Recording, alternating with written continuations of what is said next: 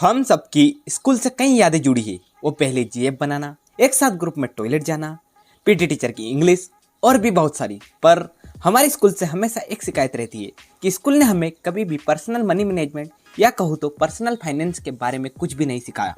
बस रट्टा लगाते हैं, साइन थीटा कोसेक सेक जो भी मन में आता है उसे रट लो और बस एग्जाम दे दो। पास हो जाते हो तो ठीक है, नहीं तो फेल हो जाते हो तो वापस एग्जाम लिख दो। पर क्या हमारा हक नहीं है कि हम भी पर्सनल मनी मैनेजमेंट के बारे में सीखें? तो बस इन्हीं सारी प्रॉब्लम्स का सॉल्यूशन है why didn't they teach me in school book की समरी। इस बुक में लेखक ने 99 पर्सनल मनी मैनेजमेंट प्रिंसिपल्स दिए हैं। तो चलिए डिटेल में बात करते हैं हर एक प्रिंसिपल के बारे में। ऑथर ने इन सारे के सारे प्रिंसिपल्स को 8 पार्ट्स में डिवाइड किया है। तो चलिए स्टार्ट करते हैं फर्स्ट पार्ट से।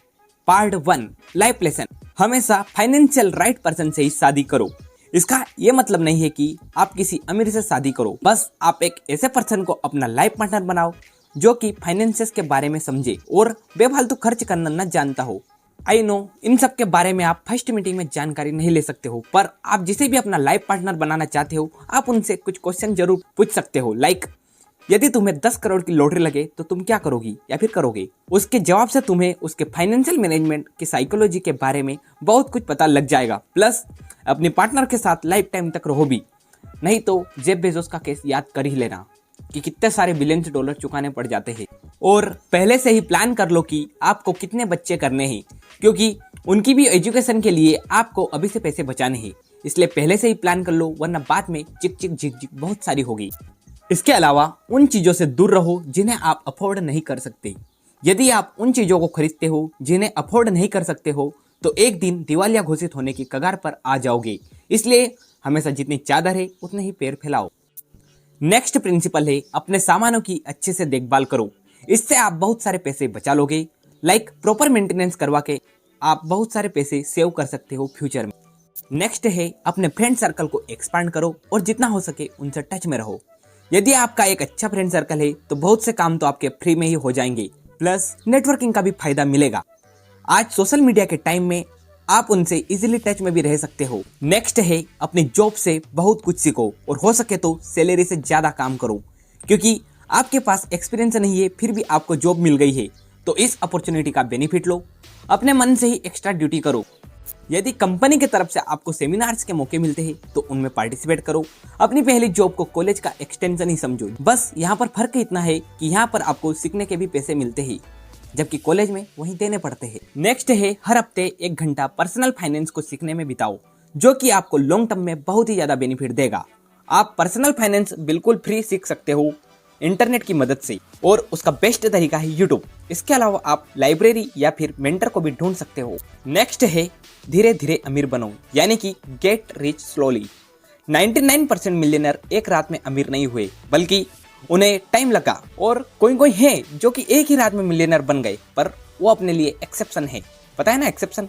बस वही 99% आप ही की तरह थे। पढ़ाई की, जॉब की, सेव किया, इन्वेस्टमेंट किया और बूम रिच। और अमीर बनने के लिए आपको short term as well as long term goal बनाने होंगे। पर याद रखो, हमेशा रियलिस्टिक गोल बनाओ। लाइक आपके शॉर्ट टर्म गोल हो सकते हैं कि लाइक मेरी सैलरी में से मुझे 10,000 रुपये बचाने हैं, मेरे को उसमें से 5,000 इन्वेस्टमेंट करने हैं और बहुत सारे। और लॉन्ग टर्म हो सकते हैं कि मुझे 35 साल की उम्र में रिटायरमेंट लेना है। और हमेशा अपनी नेटवर्थ को जानो। नेटवर्थ को आप असेट माइनस लाइबिलिटी करके कैलकुलेट कर सकते हो। फॉर एग्जाम्पल, आपके पास है 10 लाख की असेट और लाइबिलिटी है आपके पास में 5 लाख की, तो आपकी नेटवर्थ है 5 लाख रुपए। Part 2, budgeting and saving lesson. हर महीने एक रिटर्न बजट बनाओ और उसे इवेल्यूएट करो। स्टार्टिंग में आपको ये बहुत ही पेनफुल लगेगा, पर धीरे धीरे आपको इसकी आदत हो जाएगी। यदि आप ऐसा करते हो तो आप फाइनेंशियली सिक्योर बन जाओगे। आपको सिंपली 3 काम करना है: बजट बनाओ और उसे ट्रैक करो, और लास्टली उसे एनालाइज करो कि आप कहाँ अच्छा कर रहे हो और कहाँ नहीं। एक अच्छा बजट बनाने के लिए आपको एस्टिमेट करना होगा कि कहाँ से आपके पास पैसे आते हैं और कहाँ पर आपके पास से पैसे जाते हैं। चलिए एक टिपिकली बजट बनाते हैं। मेनली पैसे कहाँ से आते हैं? सैलरी, बोनस, कमीशन, डिविडेंड या इंटरेस्ट, और लास्टली कोई ने गिफ्ट कर दिया। नाउ लेट्स टॉक अबाउट पैसे कहाँ जाते हैं। मेनली लोगों के पास से 5-6 जगहों पर ही पैसे जाते हैं। एक हाउसिंग में, यहाँ पर आप रेंट, हाउस टैक्स, इंश्योरेंस आदि में चुकाते हो। यूटिलिटीज में लाइक इलेक्ट्रिसिटी, गैस, पानी, पेट्रोल और बहुत सारे। खाने में like groceries and restaurant. Entertainment में लाइक आपने नेटफ्लिक्स का सब्सक्रिप्शन लिया या फिर कोई मूवी भी देख डाली। इसके अलावा होते हैं मिसलेनियस, जो कि कुछ भी हो सकते हैं लाइक इंश्योरेंस, लोन का इंटरेस्ट, सेविंग एक्सेट्रा। अब आपको क्या करना है, नॉर्मली बस एक तरफ इनकम लिख दो और एक तरफ एक्सपेंस, और लो जी बजट हो गया तैयार। क्योंकि बजट बनाना कोई रॉकेट साइंस तो है ही नहीं। लास्टली सबसे इंपॉर्टेंट काम महीना एंड होने के बाद में आता है। मंथ के एंड में आपको प्रोजेक्टेड बजट को एक्चुअल यानी कि रियल बजट से कंपेयर करो और देखो कहाँ डेविएशन आ रहा है। डेविएशन यानी कि अंतर। आप स्क्रीन पर एक प्रॉपर बजट देख सकते हो। नेक्स्ट प्रिंसिपल है, जब भी आपकी सैलरी इंक्रीज होती है तो उसका 50% पैसा सेव या फिर इन्वेस्ट करो, क्योंकि आपकी सैलरी कम थी तब भी आप अपना गुजारा कर पा रहे थे, अब भी आप कर लोगे। और जब भी बोनस मिले तो उसका लगभग 90% पैसा आपको सेव या फिर इन्वेस्ट करना होगा। यदि आप इन दोनों प्रिंसिपल को फॉलो करते हो तो आप बहुत ही कम उम्र में फाइनेंशियल फ्रीडम भी अचीव कर सकते हो। नेक्स्ट प्रिंसिपल है, अपने एम्प्लॉय से जो भी आपको बेनिफिट मिलते हैं उन्हें समझो। लाइक बहुत सारी कंपनी आपको हेल्थ इंश्योरेंस प्रोवाइड करती है, कोई पीपीएफ आदि की सर्विसेज देती है जो कि आपको रिटायरमेंट के टाइम पर काम आती है, आप उन्हें समझिए। और बहुत सारी कंपनियां तो आपको स्टॉक ऑप्शन भी देती है, तो आप पता कीजिए कि आप कैसे स्टॉक ऑप्शन के लिए एलिजिबल हो सकते हैं। और देखिए बहुत सारे जोमेटो के जो भी एम्प्लॉय थे ना पहले, वो आज के समय में करोड़पति है। तो यदि आपको भी आपकी कंपनी स्टॉक का ऑप्शन देती है तो उसे जरूर लीजिए। नेक्स्ट प्रिंसिपल है, हमेशा अपने लिए इमरजेंसी फंड बनाओ, क्योंकि जिंदगी एक सफर है सुहाना, यहाँ कल क्या हो किसने जाना।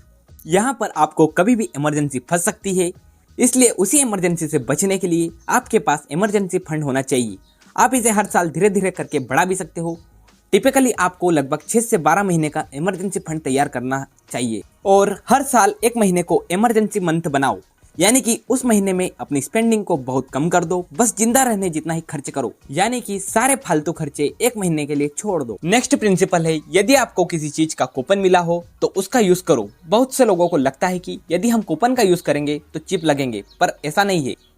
मैंने जब एक कंपनी के ईयरफोन खरीदे थे तो फ्लिपकार्ट पर वे 1500 के थे, वहीं उसकी ऑफिशियल वेबसाइट पर 10% ऑफ पर मिल रहे थे, तो बस मैंने उसकी ऑफिशियल वेबसाइट से खरीद लिए। ऐसे करके आप भी बहुत सारे पैसे सेव कर सकते हो। इसके अलावा यदि आप अपने आसपास की दुकानों पर शॉपिंग करते हो तो वहां से भी डिस्काउंट ले सकते हो। लाइक बोल सकते हो कि मैं आपका रेगुलर कस्टमर हूँ, मैं आपके पास हमेशा आता हूँ, तो क्या आप डिस्काउंट दे सकते हो? यदि नहीं देता है तो सीधी सी बात है, दुकान बदलो। 2-4 दिन बाद जाओ और उसके बाद में पूछो, शायद वो आपको डिस्काउंट देने के लिए राजी हो जाए। नेक्स्ट है, यदि आपको कंपनी की तरफ से कहीं भेजा जाता है और ट्रिप स्पॉन्सर होती है तो उसके खर्चों का रिबट लेने से मत घबराओ। और लास्टली हमेशा एक सेविंग माइंडसेट रखो, ना कि एक spending mindset. Part 3, spending lessons. इसका पहला प्रिंसिपल है, अपने पड़ोसियों या फिर किसी और को बस दिखाने के लिए उनके जैसी लाइफस्टाइल फॉलो मत करो, क्योंकि क्या पता वो बैंकरप्ट हो जाए। लाइक बहुत सारे लोग अपने पड़ोसियों को दिखाने के लिए नई कार लाते हैं क्योंकि उनके पड़ोसियों के पास में कार है, चाहे वो अफोर्ड कर पा रहे हो या नहीं। क्योंकि don't under estimate the cost of ownership. जब भी आप किसी चीज के ओनर बनते हो ना, तो वो बहुत सारी कॉस्ट लेकर आती है, like insurance cost, registration, maintenance and repairs, parking etcetera. Next है, हमेशा अपनी स्पेंडिंग को प्रायोरिटाइज करो। आप सब कुछ नहीं खरीद सकते, इवन मिलियनर भी सब कुछ नहीं खरीद सकते, इसलिए सिंपली प्रायोरिटाइज करो। नीड्स एंड वांट्स में, नीड्स यानी कि जरूरत, जो कि सिंपल है, रोटी, कपड़ा, मकान, एंटरटेनमेंट और हेल्थ। पर वांट्स कभी भी पूरी नहीं हो सकती, लाइक एक मर्सिडीज, बंगलो, गाड़ी और बहुत सारा। इसलिए हमेशा याद रखो कि सिर्फ आप ही जानते हो कि आपके लिए क्या इंपॉर्टेंट है और क्या नहीं। नेक्स्ट है, हमेशा ग्रेट डील से दूर रहिए, जो कि रियलिटी में ग्रेट डील है ही नहीं, क्योंकि ये बहुत सारे स्कैम्स हो सकते हैं। लाइक कहीं कि आपको फ्री ट्रिप, सर आप अमेजन से लकी ड्रॉ में 7 लाख रुपए जीत चुके हो, इसके लिए एडवांस पे कर दो। और जॉब्स जहां पर आपसे एडवांस में पैसे लिए जाते हैं, लाइक मैं आपको बताता हूँ, कहीं पर आपको टाइपिंग की जॉब दिखेगी और वहां पर बोला जाएगा कि एडवांस में आप 2000 रुपए पे कर दो। इनसे आप दूर ही रहिए। इसके अलावा बहुत सारी चीजों में ग्रेट डील होती है, लाइक 90% ऑफ, 50% ऑफ, उन चीजों से भी दूर रहिए यदि आपको उनकी जरूरत नहीं है तो। इसके अलावा स्मॉल बार्गेन से भी दूर रहो, जहां आपको 10 रुपए का प्रोडक्ट 100 रुपए का बताकर 50% ऑफ करके 50 रुपए में बेचा जाता है। फॉर एग्जाम्पल, नापतोल बजट बाजार। और हमेशा उन चीजों को निर्धारित करो जो कि आपके लिए रोजमर्रा की जिंदगी में काम आती है, और उनमें बस हमेशा क्वालिटी के ही प्रोडक्ट लो, बस ब्रांड नेम लेकर उसके पीछे मत भागो। नेक्स्ट है, उन्हीं लग्जरीज को खरीदो जो आपके लिए इंपॉर्टेंट है, प्लस आप उन्हें अफोर्ड कर सकते हो। बस मैन्युफैक्चरर और मार्केटर के इन्फ्लुएंस में आकर मत खरीदो। लाइक आपके पास प्राइवेसी नाम की चीज नहीं है, और आप आईफोन खरीद रहे हो। और इसके अलावा जब भी आप कोई महंगी चीज खरीदते हो तो पहले खुद से पूछो कि क्या रियलिटी में मुझे इसकी जरूरत है। नेक्स्ट है अपनी अनहेल्दी हैबिट्स को छोड़ो और स्पेंडिंग करना बंद करो। लाइक कोई स्मोक करता है तो वो इसके लिए अनहेल्दी भी है प्लस पैसे भी लग रहे हैं, इससे अच्छा कोई फल फ्रूट खा लो यार। नेक्स्ट है मंथली बिल्स को एनालाइज करो और एक्शन लो जब भी वे इंक्रीज होते हैं। प्लस अपने बिल्स को समय पर पे करो और गवर्नमेंट्स को भी समय पर पे करो, क्योंकि वहां पर आपको पेनल्टी भी लग सकती है।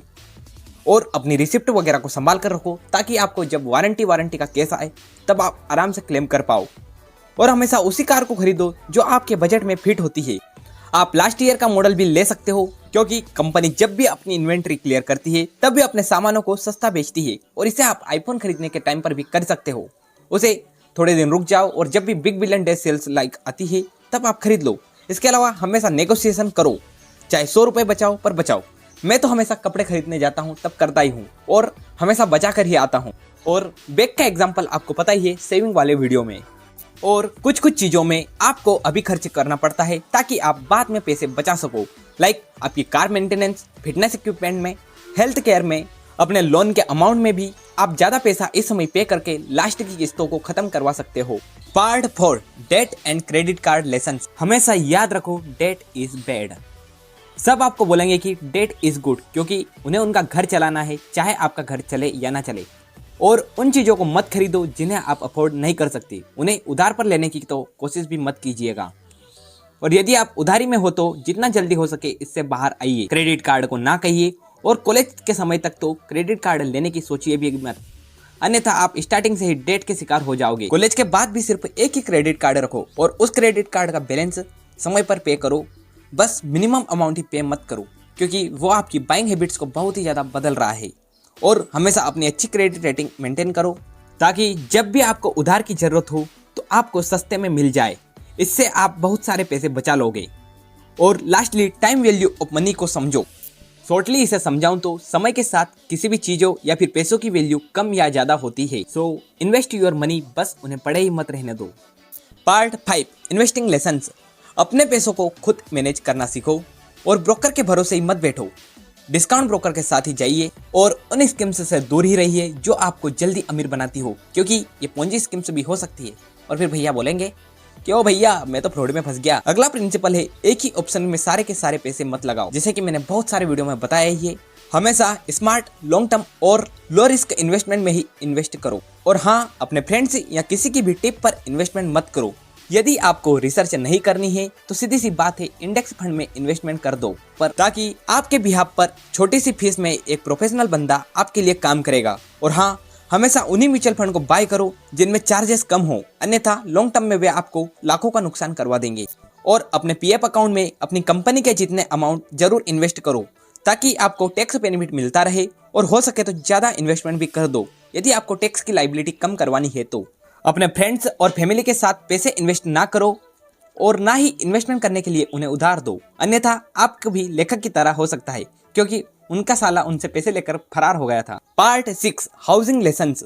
स्टार्टिंग में रेंट पर रहो जब तक कि आप प्रॉपर सेटल ना हो जाओ, क्योंकि बहुत सारे लोग जब अपना करियर स्टार्ट करते हैं ना तो उन्हें हो सकता है कि एक स्टेट से दूसरे स्टेट जाना पड़े। ऐसे में यदि आप पहले ही घर बना लोगे वो किसी काम का नहीं रहेगा। इसलिए स्टार्टिंग में फ्लेक्सिबल रहो, साथ ही इससे आपके मेंटेनेंस, इंटरेस्ट आदि के भी खर्चे बचेंगे। और हमेशा रेंट आपकी सैलरी का 20 से 30% के बीच में ही रहना चाहिए। इसलिए ऐसी जगह पर रहो जो कि आपके बजट में बैठती हो। और हाँ, यदि आपने एक मंथ का रेंट सिक्योरिटी डिपॉजिट के रूप में दिया है तो लास्ट महीने का रेंट मत दो, अन्यथा आप ज्यादा पैसे देकर आ जाओगे। चलिए अब हाउस बाइंग गाइड्स के बारे में बात करते हैं। जितना आप अफोर्ड कर सकते हो उससे भी सस्ता घर खरीदो, इससे आपकी लाइफ बिना टेंशन के कटेगी। और घर खरीदने के लिए टॉप 2 कंडीशंस है लोकेशन और प्राइस। जब आप घर खरीदते हो तो देखो कि आपके नेबर कैसे है, घर से ऑफिस की दूरी कितनी है, शॉपिंग मॉल, स्कूल आदि कितनी दूरी पर है, ट्रैफिक देखिए और भी बहुत सारी चीजें जो कि आपको रिलेवेंट लगती है। और ये भी देखो कि जब आप इसे बेचोगे तो आपको ज्यादा पैसे मिलेंगे या नहीं। और जब आपका घर मिल जाए तो नेगोशिएट करो। सेलर को ऐसा मत लगने दो कि बस आपके पास यही एक ऑप्शन है। इसके अलावा जब भी आप होम लोन लेते हो तो लगभग घर की 20 से 30% प्राइस को पहले ही डाउन पेमेंट के रूप में पे कर दो। मिनिमम परचेस प्राइस पे मत करो। याद रखो, जितनी ज्यादा डाउन पेमेंट उतनी कम किस्त। और जितनी कम किस्त उतना कम प्रेशर। और लोन का मंथली अमाउंट आपकी सैलरी से 20 से 30% से ज़्यादा नहीं होना चाहिए। मैक्सिमम आप 30 से 35% के बीच में ही रखिए ताकि आपके ऊपर ज़्यादा बर्डन ना आए। और बैंक मैनेजर से बात करके देखो कि यहाँ पर भी आपको क्या थोड़ा बहुत नेगोशिएशन मिल सकता है, इंटरेस्ट रेट कम हो सकते हैं क्या। बोलो कि दूसरी बैंक तो मुझे एक्स इंटरेस्ट पर लोन देने के लिए रेडी है, तो क्या मैं उसके साथ में जा सकता हूँ क्या। और जिन बैंकों से आपके अच्छे संबंध है ना, पहले उनको अप्रोच करो। और कभी भी 15 साल से ज़्यादा लंबा होम लोन मत लो, और जब भी पैसे बच जाए तो किस्त भर दो ताकि वे आपको लॉन्ग टर्म में सालों की गैप करवा देगी। Part 7 insurance lessons. इसका पहला प्रिंसिपल है हमेशा ज्यादा डिडक्टिबल चूज करो। घर और ऑटो इंश्योरेंस में डिडक्टिबल मतलब वो अमाउंट जो कि आपको पे करना होता है। आपने 10,000 का डिडक्टिबल लिया और यदि आपकी कार का एक्सीडेंट हो जाता है और उसमें 50,000 लगे तो 10,000 आपको देने होंगे और बाकी के इंश्योरेंस कंपनी देगी। ऑथर ने आपको ज्यादा डिडक्टिबल रखने के लिए इसलिए कहा है क्योंकि जितना ज्यादा डिडक्टिबल उतनी कम इंश्योरेंस प्रीमियम, और आप इससे रिस्क के हिसाब से रख सकते हो। बहुत सारे लोग कम डिडक्टिबल भी रख सकते हैं, पर आपको प्रीमियम के साथ में कॉम्प्रोमाइज करना पड़ेगा। चेक करो, यदि आपको अच्छा नेगोशिएशन मिल रहा है तो आप कम डिडक्टिबल भी रख सकते हो। इसके अलावा आपको रेंटर से इंश्योरेंस भी लेना चाहिए। रेंटर से इंश्योरेंस मतलब यदि आप किसी घर में रेंट से रहते हो पर सामान सारा का सारा आपका है तो आप उसका भी इंश्योरेंस ले सकते हो ताकि यदि घर जल भुन जाए तो आपके सामान के पैसे तो मिल जाए। इसके अलावा आपके पास हेल्थ इंश्योरेंस होना ही चाहिए क्योंकि इंडिया में लगभग बहुत सारे लोगों के पास में हेल्थ इंश्योरेंस है ही नहीं, और जब एक मिडिल क्लास के ऊपर हेल्थ के प्रेशर आते हैं ना तो वो पूरा का पूरा बर्बाद हो जाता है। मेरे एक अंकल है, उनके पापा अभी अभी बीमार हुए थे और उनमें लगभग 5 से 6 लाख रुपए लग गए। तो आपके घर में भी ऐसी समस्या आ सकती है, पर यदि आपके पास में हेल्थ इंश्योरेंस है तो आप इससे आराम से निजात पा सकते हो। और एक फैक्ट, अमेरिका में सिर्फ 4.5 करोड़ लोगों के पास हेल्थ इंश्योरेंस नहीं है, जबकि इंडिया में सिर्फ 30% पॉपुलेशन के पास ही हेल्थ इंश्योरेंस है। मतलब लगभग 90 करोड़ लोगों के पास कोई हेल्थ इंश्योरेंस है ही नहीं। और यदि आपके पास भी हेल्थ इंश्योरेंस नहीं है तो आप बिल्कुल सट्टा खेल रहे हो। और लाइफ इंश्योरेंस में आपके पास हमेशा टर्म लाइफ इंश्योरेंस रहना चाहिए, इसमें आपको प्रीमियम कम देनी होती है। Part 8 quick tips. यदि आपके पास मौका हो कि आप घर की एक डाउन पेमेंट भर दो या एक बड़ी सी शादी कर लो तो हमेशा घर की डाउन पेमेंट को चूज करो। इंडिया में शादी को एक स्टेटस सिंबल से देखा जाता है। मेरे घर का ही एग्जांपल देता हूँ। मेरे अंकल उनके लड़के की शादी में लगभग 7 से 10 लाख खर्च कर चुके हैं, और वहीं मेरे मामा की भी बेटी की शादी में 10 से 15 लाख रुपए खर्च हो रहे। और आपकी जानकारी के लिए बता दूं, मेरे मामा के नाम से सिर्फ 15 लाख का एक होम लोन है। वे चाहते तो इसे आराम से अभी क्लोज करवा सकते थे। मेरे को बस समझ नहीं आता कि बस एक दिन के लिए इतना खर्च क्यों। आप एक लो बजट में भी अच्छी शादी कर सकते हो तो आप उसी को करो, क्योंकि 2 साल बाद आपकी शादी को कोई भी याद नहीं रखेगा। बट यदि आपने एक शानदार घर बनाया ना तो उसे हर दिन लोग निकलते हुए देखते जाएंगे और कहेंगे कि वाह क्या शानदार घर बनाया है। नेक्स्ट है अपने पैसों को और समय को MLM यानी कि मल्टी लेवल मार्केटिंग प्रोग्राम में खर्च मत करो। इसके ऊपर एक शेर आया है, वो सुनाता हूँ कि वो स्प्लेंडर पर आकर मुझे ऑडी के सपने दिखा गया। वाह वाह वाह वाह वाह वाह। कि वो स्प्लेंडर पर आकर मुझे ऑडी के सपने दिखा गया, साला मुझे MLM स्कीम में फंसा गया। शादी और MLM स्कीम के ऊपर आप कन्वे बाय फिनोवेजन्स की डॉक्यूमेंट्री को देख सकते हो, जो कि मैं हाईली रिकमेंडेड करता हूँ। नेक्स्ट है अपनी व्हीकल को तब तक चलाओ जब तक कि वो अच्छी खासी घिस ना जाए। मतलब कि ऐसा नहीं कि बस 1 साल हुआ 2 साल हुआ नया मॉडल आया, ग्रेट डील मिली और बस नई गाड़ी ले ली, इनके चक्कर में मत पड़ो, क्योंकि आपकी एक छोटी सी ग्रेट डील आपके लाखों रुपए बर्बाद कर रही है। इसके अलावा अपनी ऑटोमोबाइल्स के मैनुअल्स को पढ़ो, जिससे कि पता लगे कि कब ऑयल बदलना है, कितनी हवा रखनी चाहिए, जो कि आपकी हेल्थ और वेल्थ दोनों को बचाएगी। प्लस प्रीमियम पेट्रोल जो आता है ना, उसे मत खरीदो, वो बस फालतू होता है अकॉर्डिंग टू ऑथर, मेरे को पता नहीं है। और बहुत सारी चीजें जिन्हें आप खरीद नहीं सकते हैं उन्हें रेंट टू ओन पर भी मत खरीदो। इसके अलावा आप अपने ऑफिस में लंच लेकर जाइए, जिससे कि आप बहुत सारे पैसे बचा लेंगे, पर हफ्ते में 2-3 दिन मत ले जाओ ताकि आप नेटवर्क भी बना सको। और कभी भी फर्स्ट जनरेशन के प्रोडक्ट को मत खरीदो, वेट करो सेकंड, थर्ड, फोर्थ जनरेशन का। और जो भी प्रोडक्ट आप ले रहे हो उनके प्रोटेक्शन के लिए भी पैसे खर्च करो। मोबाइल के लिए आप एक्सीडेंटल वारंटी भी ले सकते हो, कवर एक्सेट्रा तो मस्ट है। बहुत सारे लोग बस आईफोन को शो ऑफ के लिए कवर वगैरह नहीं लगाते हैं, और जब उनकी 25-30 हज़ार की ठुकती है ना तब पता चलता है। नेक्स्ट है अपने इंपॉर्टेंट डॉक्यूमेंट के लिए फायर प्रूफ सेफ लाओ और प्रॉपर बैकअप लेते रहो ताकि बाद में प्रॉब्लम ना हो। अपने इलेक्ट्रिसिटी बिल को मैनेज करो और जब जरूरत नहीं हो तब लाइट्स वगैरह को बंद कर दो। ये तो मेरे हिसाब से बहुत ही ज़्यादा नॉर्मल पॉइंट है। और हो सके तो छोटी मोटी चीज़ों को फिक्स करना सीखो ताकि कभी उनमें दिक्कत आ जाए ना तो आप खुद ही सही कर पाओ। लाइक कहीं पर वायर टूट गई है तो उसके लिए कोई इलेक्ट्रिशियन को बुलाने की जरूरत नहीं है, वो आराम से कर सकते हो। वो फालतू में आपसे 200-500 रुपए लेकर चला जाएगा। खैर इंडियन तो इतने इंजीनियर है ही सही, पर इतने बड़े भी इंजीनियर मत बनो कि आप एक्सपेंसिव चीजों में भी अपनी नेतागिरी लगाकर उन्हें और ज्यादा खराब कर दो। यहाँ पर आपको लेने के देने भी पड़ सकते हैं। नेक्स्ट है अपने कॉन्ट्रैक्ट को प्रॉपर पढ़ो और उसके बाद ही साइन करो, क्योंकि वे छोटे छोटे अक्षर आपको बाद में बड़ी बड़ी प्रॉब्लम दे सकते हैं।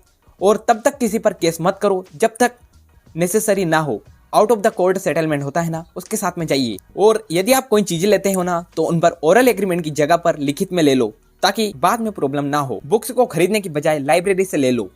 अपने चेक वगैरह को प्रॉपर रिकंसाइल करो ताकि चेक बाउंस ना हो। प्लस बैंक को भी चार्जेस ना देना पड़े। प्लस बैंक के ही एटीएम को यूज करो और एक अच्छे अकाउंटेंट को ढूंढो ताकि वो आपकी टैक्स लायबिलिटी बचा सके और आपको अच्छी जगहों पर इन्वेस्टमेंट करने के ऑप्शन भी बताता रहे। अपनी जॉब या किसी भी काम को 3 पीस के साथ में करो ताकि आपको कभी भी कोई जॉब से नहीं निकाल पाए। Passion, politeness and persistence. Passion यानी कि यदि आप कोई भी काम पैशनेट होकर करते हो ना तो आप कभी भी बोर नहीं होगे।